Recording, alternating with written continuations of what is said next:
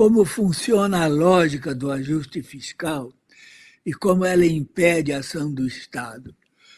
Nós sabemos que sequer o surrado bordão neoliberal de só se gastar quando se arrecada, nem isso vale mais. Né? Só se gasta 70% do que se recolhe. E mais, com os gatilhos sancionados pelo presidente Lula no último dia do ano, haverá sanções. Nós estamos na vigência, nós estamos entrando nesse ano de 2025 no 15º ano de um ininterrupto ajuste fiscal.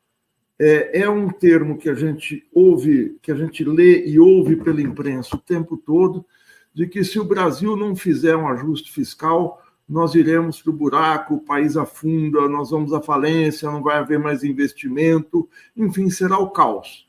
Então, o ajuste fiscal parece um daqueles sacrifícios bíblicos que os povos têm que fazer, e eu digo os povos, eu já vou explicar por quê, porque sem esse sacrifício, nós não teremos abertas as portas da felicidade, da prosperidade e tal. Isso é uma lorota, isso é uma enganação, isso é uma mitologia neoliberal, isso é uma mentira, porque no que consiste a ideia do ajuste fiscal? A ideia do ajuste fiscal consiste, como tem falado meu amigo Antônio Martins, em separar dois orçamentos que deveriam ser inseparáveis. Um é o orçamento público, que é fruto do que o governo arrecada, ou do que o governo coloca em circulação no mercado, na sociedade, que é todo o montante arrecadado para custear o funcionamento do Estado, os serviços públicos, as compras governamentais, os estados, os entes federados, os municípios. Esses orçamentos todos têm um orçamento muito visível para o público, ele está disponível em qualquer site de transparência, a imprensa sempre coloca como é que está o orçamento público, o que não está, o que não está, e com a ideia do seguinte, a ideia de que esse orçamento tem que ser equilibrado. O que quer dizer um orçamento equilibrado, na visão dessa gente? Tem que ser aquilo que o Paulo acabou de falar, eu só vou poder gastar o que eu arrecado. E todo neoliberal, do Fernando Henrique ao Lula, do Itamar Franco ao Sarney, do Michel Temer, a Dilma Rousseff, ao Bolsonaro, todos eles têm um grande consenso. Não estou dizendo que eles são iguais, que já vai gente vir me acusar. Não, o consenso é o seguinte, o país tem que funcionar como uma casa. Uma casa, o marido trabalha, a esposa trabalha, um outro filho trabalha, juntos eles formam um orçamento doméstico e as despesas que eles têm ao longo do mês, com aluguel, com alimentação, com transporte, com escola, com saúde, com extras, qualquer tipo, qualquer compra que você faça, não pode ser maior do que o que você ganha ao longo do mês.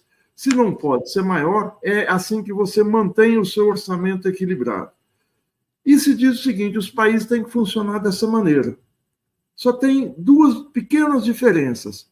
Uma família não emite moeda e uma família não arrecada impostos.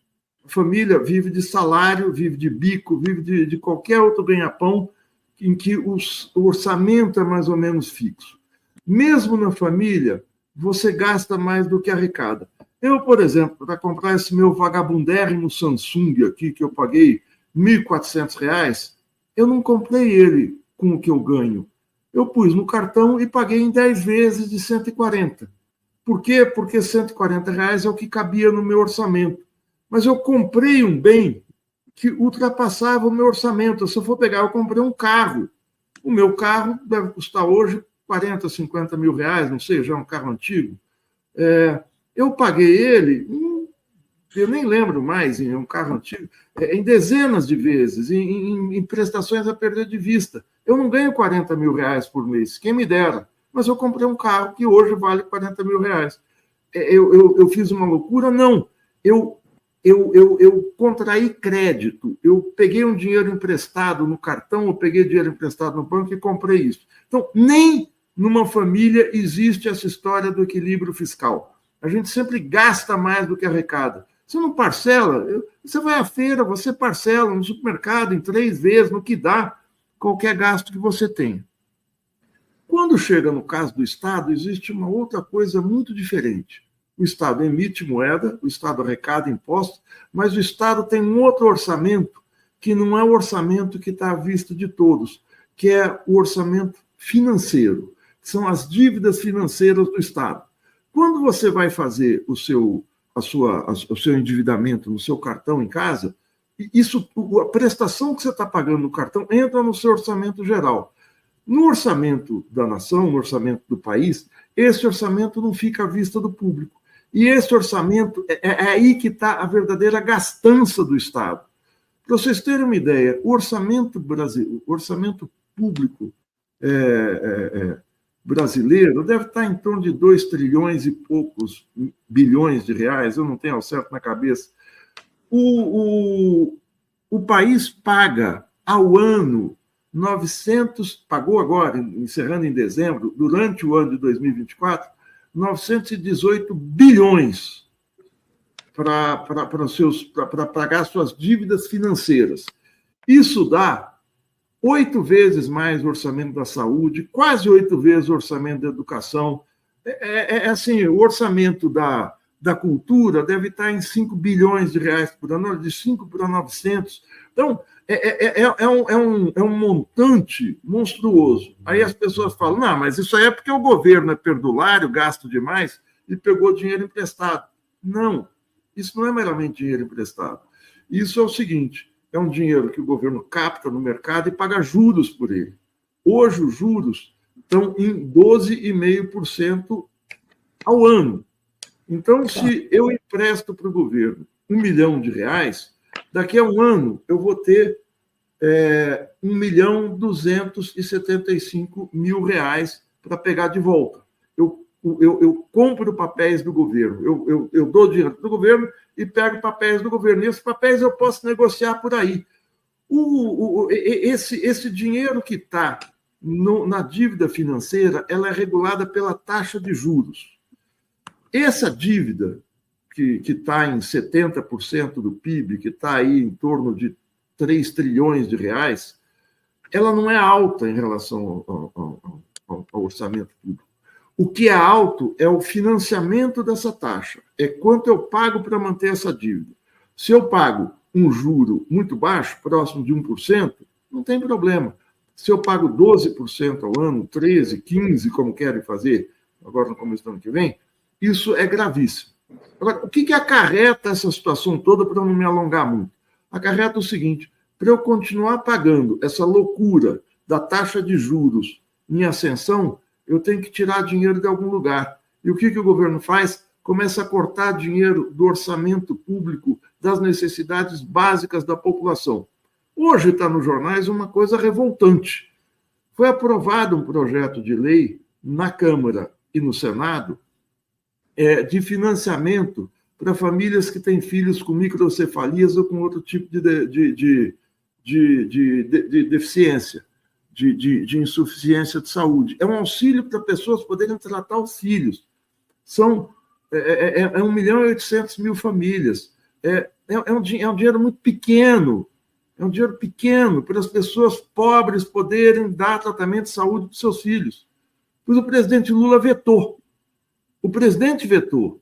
Não é aquela história, o Congresso vetou, o Congresso reprovou. Muita gente fala, o Congresso é conservador. Sim, é muito conservador, mas quando o Congresso vota alguma coisa positiva, o presidente veta. Por que ele vetou?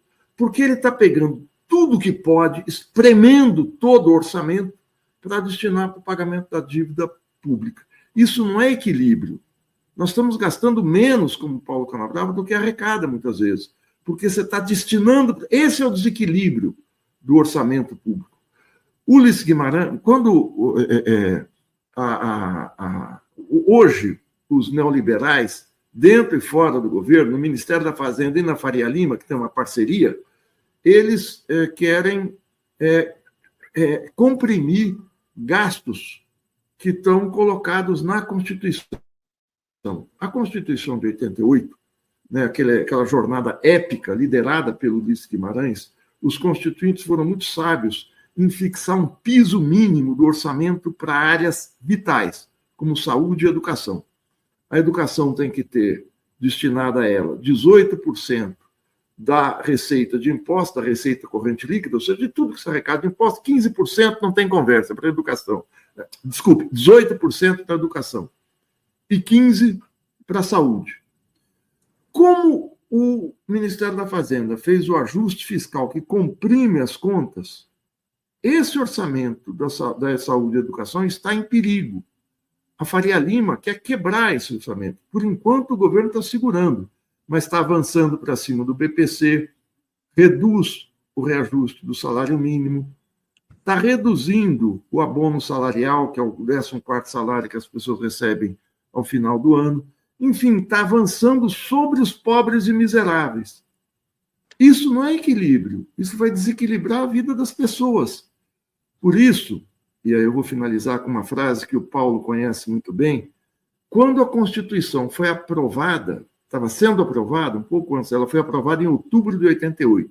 Em julho, o Sarney, que era o presidente da República, reclama da Constituição estar sendo aprovada com uma série de dispositivos para financiar programas sociais e disse o seguinte: essa Constituição que vai ser aprovada, que ia ser aprovada ali há alguns meses, vai tornar o Brasil ingovernável.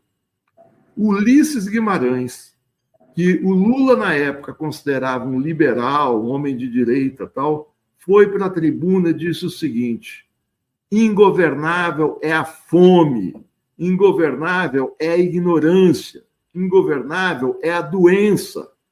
A governabilidade está na justiça social. É isso que o Lula não quer fazer. É isso que o governo dele não está fazendo, né? Quer desequilibrar socialmente o país. Então, aí não tem equilíbrio social nenhum, equilíbrio fiscal nenhum. Isso é lorota.